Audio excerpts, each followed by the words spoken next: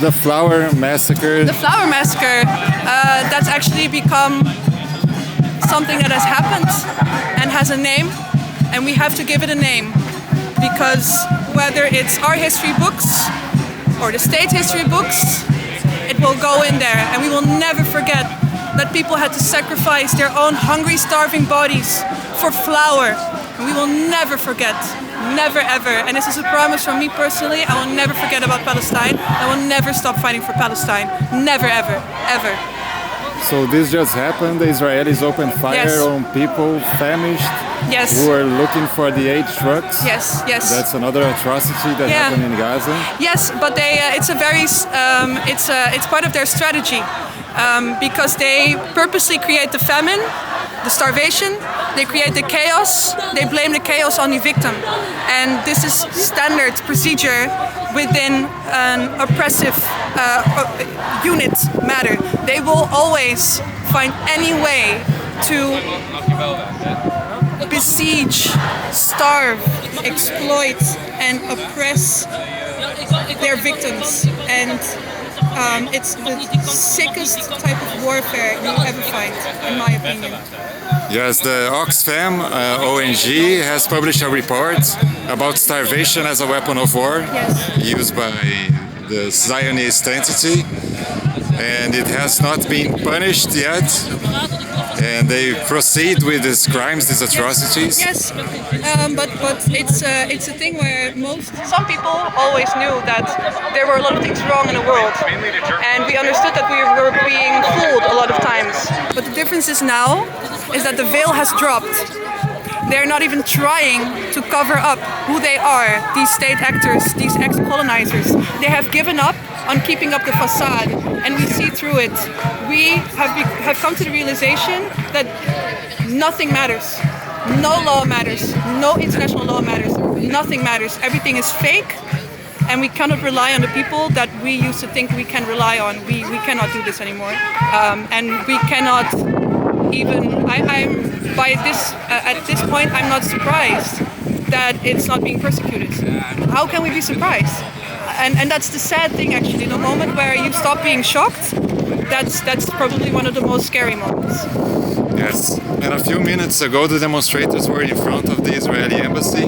We were forcibly displaced by police repression.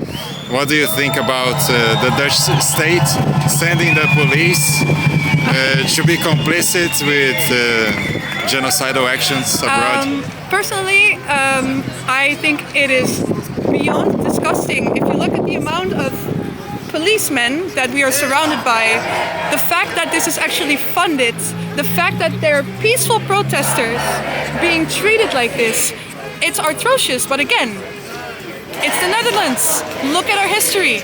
We have never changed, and specifically the Hague police force is like they're like the epitome of disgusting, like police. Personally, if you're a policeman, that means you have to believe in the law without any exception, and I think that is very scary.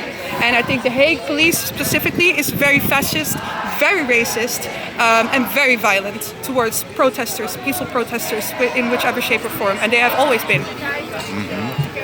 Yeah, thank you so much for sharing. Thank you so much for giving me the voice. For that. Thank you. What's your name, please? ISIS. ISIS? Yes. Are you in some collective organization? I work for an animal rights organization. That's my job. I've always been involved in trying to get justice, whether that's human animals, non-human animals. No one is free until we are all free. Yes. So I am here. I am just here as a person, as a human, and nothing more, nothing less. Could I ask you to react to a pamphlet, please? Absolutely. This is a very interesting theme. Also about the atrocities of Israelis against the, let's say, Mother Nature. Yes. And the capacity of the soil to produce food. Yes. Well, actually, the thing is, within my line of work, I focus on hunting and campaigning against that. So I see the devastation, the way that humans treat the earth and it has on wildlife and its habitats.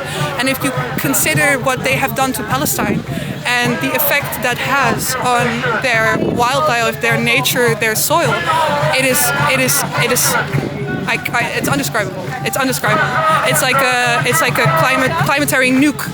It's beyond anything, and it's a gigantic injustice towards the people, because the effects of it will be so incredibly long. It's going to take an infinite amount of time for that to recover, and that deprives them of basic necessities again, as growing their own food, making sure they can take care of themselves. So yeah, it's very, very disturbing. Yes, actually, the people from the climate justice also are saying that we need to come together, because what's happening in Palestine is also a climate crime, not only because of bombardment, which is also terribly for the whole environment, say ecocide also, you know, and we aren't able to prosecute these crimes when they happen, so that's quite worrying, you know.